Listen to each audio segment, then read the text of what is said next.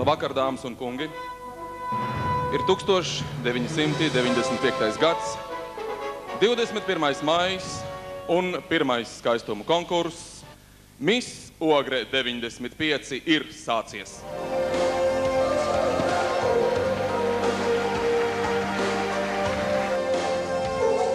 Eva.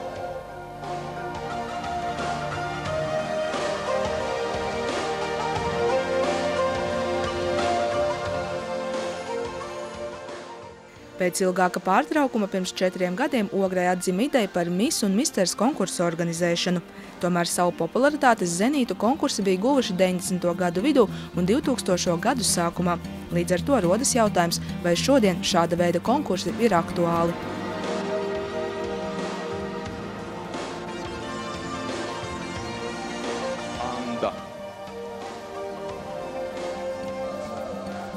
Uz tikšanos aicinām Anitu Ausjuku, kas šobrīd strādā Ogres pašvaldībā par kultūras koordinātori.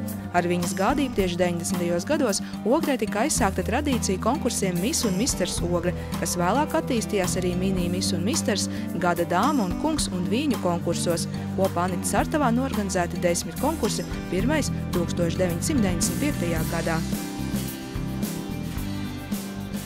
Pirmais bija tikai, ka meitenes bija vēl tā kā puiši, ne, un pieteicās tiešām ļoti daudz meitenes, un tad atlase bija tāda diezgan stingra un viss, un tad mēs sākām, jā, šo pirmo konkursu veidot. Sandra. Kur aplausi? Sandra.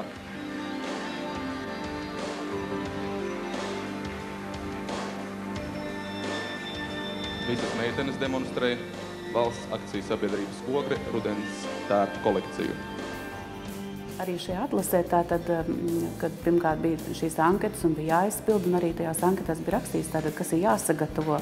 Tur bija gan lai šī runas pārbaude, gan stāja, gan arī bija mājas darbs, ja, tur bija vai tur dziesma vai deja, vai tā kā bija diezgan stingri vairākās kārtās, un man jāsaka arī tāds, to pirmo konkursu tāds kurios, kad mēs aicinājām arī no Rīgas palīgā žūrī, mums arī Kurpniekungs toreiz piedalījās, kas bija Nacionāla kultūras centra direktors, tad drusku savādāk saucās šis centrs, un viņš teica, noteikti jāņem kāda rezerve, ja? Jo mums tas uzstādījums bija, ka 10 meitenes jāņem, viņš jau kādu var saslimt un kaut kas, un jāņem, un mēs paņēmām 11, un, protams, šī 11. meitene uzvarēja. Tas ir par pirmo konkursu. Un darbs bija, jā, tāds ļoti šī komanda, kas mums bija šī orkomiteja un tāds nopietnas un kā pirmo reizi, un arī bija ļoti liela atsaucība no mūsu Ogres uzņēmējiem, un tad man jāsina, pirmkārt, mūsu Ogres trikotāžas kombināts, kur šis eksperimentālais ceks speciāli tērpus gatavoja, un kā jau pirmais ir, un tika ļoti daudz arī raidījumu filmēt, arī no televīzija iesaistījās šajā, un tad gan psihologs, gan ēdienu gatavošana, gan viss iespējamās lietas, gan arī šī fiziskā sagatavošana, un tas kāds 3 mēneši bija šis sagatavošanās laiks, jā. Anita Ausjuka norāda, ka 90. gados konkurss bija kā prestiža lieta gan pilsētai, gan uzņēmējiem. Viņa uzsver, tas bija cits laiks, bez interneta, mobilajiem telefoniem un mūsdienu informatīvās telpas. Konkurss bija labs veids, kā nevien popularizēt sevi, bet pavērt sev iespējas. Pirmkārt, arī šīs zināšanas daudzās lietās, un ceļš ar šo gan psihologu, gan šīs nodarbības, un arī tā kolektīva izjūta, arī jaunus draugus. Tad es jau teicu, mums nebija ne mobīlo telefonu, bija drusku cits laiks bija. Un tā arī bija tāda maza izraušanās no savas dzīves vietas, no savas skolas, un tika kaut kur tālāk, jā. Tagad man liekas, jā, jauniešiem ir ne tikai vārti vaļā uz Eiropu, vārti vaļā uz visu pasauli, un viņiem ir galvenais varbūt tā tieši zināšanu un karjeras veidošana, un kad tā sevis tāda publiskošana, izrādīšana, tas, man liekas, ir tādā otrajā plānā.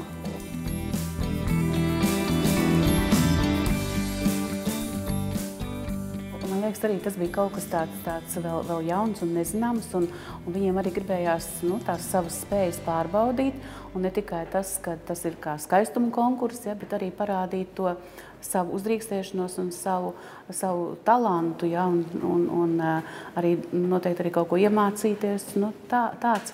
Bet tas mērķis, man gribas teikt, kad mēs neesam sliktāki par citām pilsētām, mums ir ļoti jauki un labi un gudri jaunieši, un tātad tas jau bija, kad mums bija jāslēdz līgums ar Latvijas aģentūru, ar Fogels kundzi, un bija tātad tālāk, kad varēja arī šie jaunieši startēt uzvarētāji Latvijas konkursā, un tas arī, es domāju, kad bija tāds stimuls, kad tieši, lai arī Ogres jaunieši tiktu un lai arī parādītu sevi Latvijā.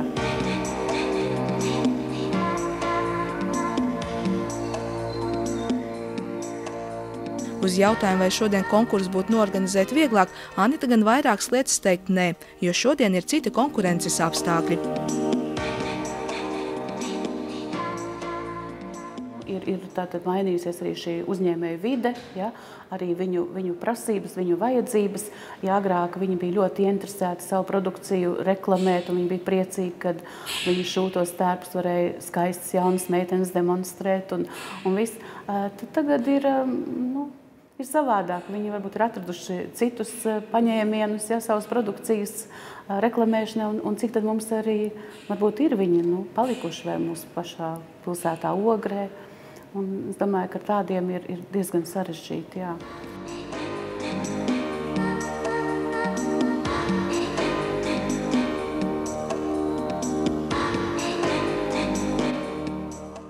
Un tomēr jāvaicā, vai šāda veida skaistuma konkursiem mūsdienās ir norieta laiks, vai to aktualitāti noriet.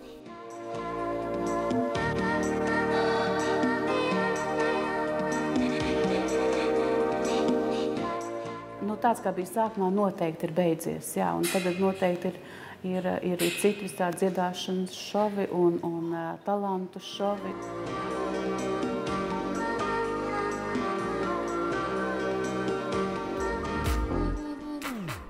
Arī aptaujāto iedzīvotāju domas par šāda veida skaistuma konkursiem dalās, bet visi kā viens uzsver, tie vairāk atbilstoši ir jauniešiem un arī šodien.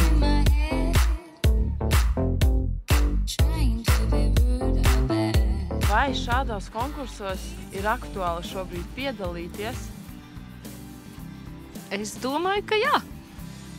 Kāpēc? Kāpēc ne? Jaunieši var pašapliecināties, sasniegt kādus savus mērķus. Ja tas sagādā prieku, kāpēc ne? Nezinu, vienkārši neesmu nekad piedalīsies. Liekas, tas vienkārši neaktuāls. Es jau 22 gadi, un liekas, tas tāds bērišķīgs pasākums man personīgi. Un kādi pasākumi būtu tie, kas jauniešiem tagad būtu aktuāli, kuros varētu piedalīties? Skatoties kādā laika periodā, un ja šodien ir ziema, tad es nezinu. Es tiešām nezinu. Talantu konkursi, ideju konkursi? Talantu konkursi noteikti, jā. Man liekas, jā. Tas varētu būt aktuāls. Varētu būt aktuāls kaut kādas muzikālie konkursi arī. Man personīgi nav aktuāli, bet es domāju, ka jauniem cilvēkiem varētu būt aktuāli. Varbūt tās sevis apliecināšanai vai kaut kādu iespēju, jaunu spēju atklāšanās sevī. Tādā ziņā. Es domāju, ka skaistums konkurss nav jau tikai tas skaistuma kritērijs. Varbūt citi tā uzsver, ka tieši tas skaistums jābūt un kritērijiem. Bet es domāju, ka skaistums galvenais jau no iekšienes, kad viņš ir tiešām spējīgs parādīt gan ārēji, gan iekšēji sevi kā tādu cieņas pilnu, tādu, karalienes vai prinča tādā lomā. Es neuzskatu, ka tas ir tā kā forši parādīt vienkārši, ka tu esi skaistāks par pārējiem, bet tas ir ļoti aktuāli, man liekas, tieši tagad. Jo, tā kā izrādīt savu trendu, kā tu ģērbies, kaut kādus stilus dažādus, man liekas, ka tas ir ļoti aktuāli tagad. Vai tu esi dzirdējis par Miss un Misters Ogre konkursu? Jā. Vai tu pats vēlētos piedalīties? Nē. Kāpēc? Es neesmu. Es neuzskatu, ka esmu kaut kāds pretendents. Es domāju, ka ir labāks pretendenti. Konkurss ir aktuāls jauniešiem? Noteikti, jā, vajag. Un vismaz, ja tu nepiedalies, skatīties, kaut kādu redzēt, kas varētu būt tas ideāls, nezinu, vai kaut kas tam līdzīgs. Es domāju, ka vajadzētu. Un ko šis konkurss dod jauniešiem? Kāds ir tas mērķis, kāpēc jāpiedalās? Nu, to savu mērķi, to savu ideālu uzzināt varbūt.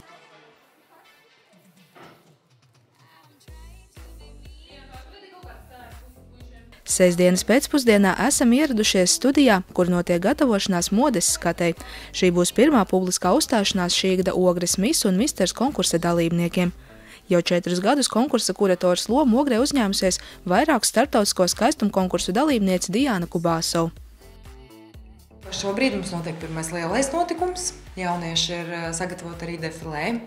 Mākslā, kā staigāt smuki pa skatuvi, pa mēli. Un notiks modes skate.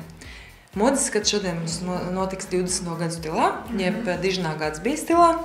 Mums ir tāds graznas 20. gadu kleitas, aksesuāri, labsāras apkakles, izteiksmīgas frizūras un tādi ļoti interesanti make-upi. Mēs vairāk piedomājam pie mūsu dzīves stila, pie tā, ko mēs lietojam uzturā, pie sava auguma. Tā kā mēs viņu trenējam vairāk, lai parādītu no sevis to labāko.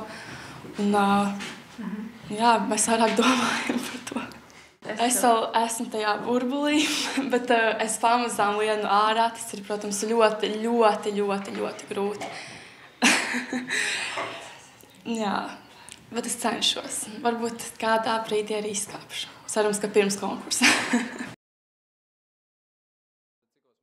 Diana norāda, ka salīdzinot ar aizdīto gadu, šogad interesentu skaits bijis mazāks. To gan viņa nenoraksta uz konkursa popularitātes mazināšanos, bet reklāmas trūkumu. Viņas prāt šāda veida konkursa attīsta personību un tiek laust stereotips, ka tas ir tikai skaistuma konkurss.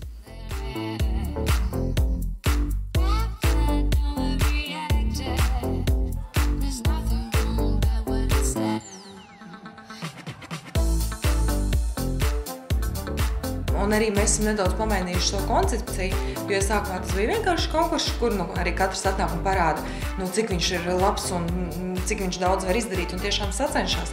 Tad šobrīd mums ir uztaisīts tas konkurss tā, nedaudz pamainījies, viņi vairāk sacenšas tieši paši ar sevi. Cik labs tu vari kļūt šī konkursa laikā, cik tu vari sevi izmainīt. Jo ar jauniešiem strādā arī dažādi uzturs speciālisti, fitnesa treneri, arī tāpat dejošana un tādā garā, lai viņi izmainītos šo 2-3 mēnešu laikā, lai viņi arī gūtu kaut kādu pārliecību, ka arī viņi ir kaut ko ieguvuši, attīstījušies, uzlabojuši sevi. Tā kā tas ir, šobrīd mums ir tikai ne tā kā skaistuma konkurss, bet arī tāds ekstremālās pārvērtības arī nedaudz.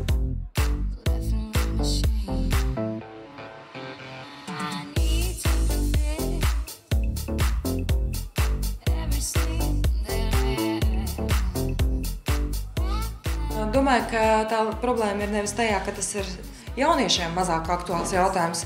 Es domāju, ka tas tomēr ir, kā jau katrā lietā, pasākumā ir jāveic tomēr mārketinga un šīs popularizēšanas aktivitātes. Līdz ar to, es domāju, nākamo gadu mēs to tādā lielākā vērienā darīsim, un es domāju, ka atsaucība noteikti nebūs mazāka. Kā tavuprāt, šis konkurss ir populārs, nav populārs? Viņš ir populārs. Skatoties, kur, kāda cilvēka auditorijā, varētu būt, ka jā, bet tajā pašā laikā es neesmu no tiem, kas varbūt pārzina to, kas ir populārs. Ogrē, piemēram. Es varu tikai minēt, jo es neesmu šajā lauciņā īpaši iekšā, kad es sekoju līdz tām visām aktualitātēm īpaši. Es vairāk nodarbojos ar savām lietām un īpaši ārpusē nelienu.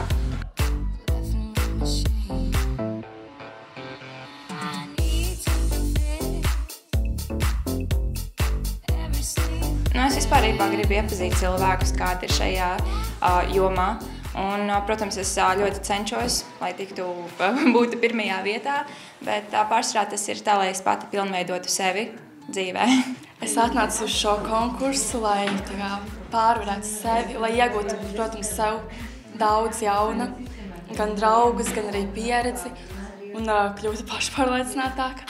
Iemācītos gan kameras priekšā runāt, gan arī ar cilvēkiem komunicēt. Ieguvums ir ļoti nosacīts, jo galvenais dzīvē ir, manuprāt, attīstīties. Un es uzskatu, ka šī ir lieliska iespēja to darīt. Diāna starptautiskajos skaistuma konkursos piedalās jau 7 gadus. Salīdzinot ar citām valstīm, Latvijā konkursi nesot tik izplatīti kā citviet, bet tam esot savi argumenti.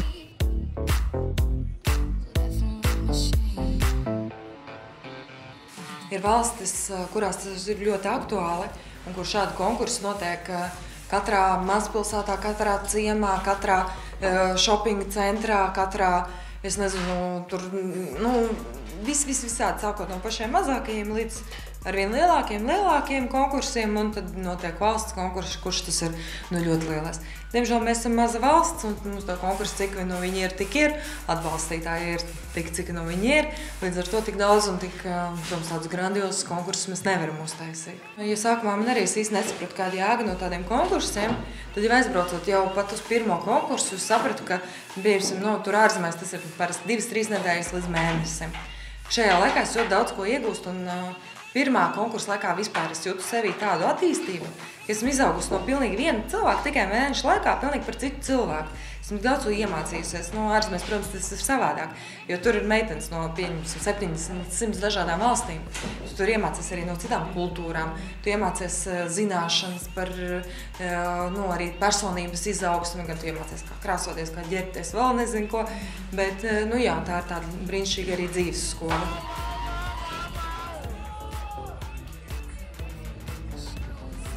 Sliktas īpašības, teiksim tā, nav nevienam. Visi grib uzvarēt, bet arī nav tā kā baigi pret ienaidniekiem, bet ļoti draudzīgi. Ja cits kāds uzvarēs, man nebūs naida, man būs tikai prieks par viņu. Ļoti labas emocijas kopā ar jauniem cilvēkiem, interesantiem. Un darīšu to tādu, ko nekad nebūšu darījis. Un ko tu esi iemācījies, varbūt, ko tev ir devis šis konkurss? Ko es saku? Es iemācījies dažām nedēļām vairāk dejot nekā visā mūžā.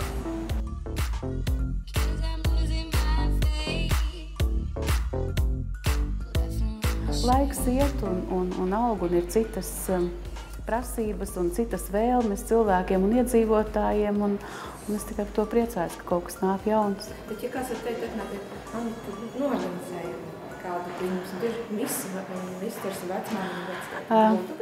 Varbūt vecmāmiņu vectētiņu un dāmu kungu, jā, bet Misters noteikti, ka nē, jo es uzskatu, ka mēs šo latiņu bijām pacēluši ļoti augstu. Un ja es vairs nevaru šo latiņu vēl celt, vai vismaz tā, es to apzinos, ka es to vairs nevaru izdarīt, un tad labāk, lai paliek tā, ka tas bija ļoti labi, jo arī Fogels kundze un daudz arī no Latvijas kolēģiem brauc uz mūsu Ogres konkursiem un skatījās kā piemēru, jo mēs strādājam tiešām ar labākiem choreogrāfiem, labākiem režisoriem un labākiem speciālistiem un arī šiem visiem kosmētiku firmas un apģērbu firmu, gan firmām. Katrā ziņā man ir gandarījums to paveikto un paldies visiem tie, kas palīdzēja un arī visiem jauniešiem. Un man ir prieks, ka es Lienu pašu pirmo konkursu dalībnieci satieku Ogrē, viņai ir dviņu meitenītes un aprunājamies, un kad viņa ir tāda jauka un skaista. Bet par dāmu un kungu un vecmāmiņu vectētiņu, kāpēc ne? Jā, atvērt šis jautājums, kāpēc ne? To varētu.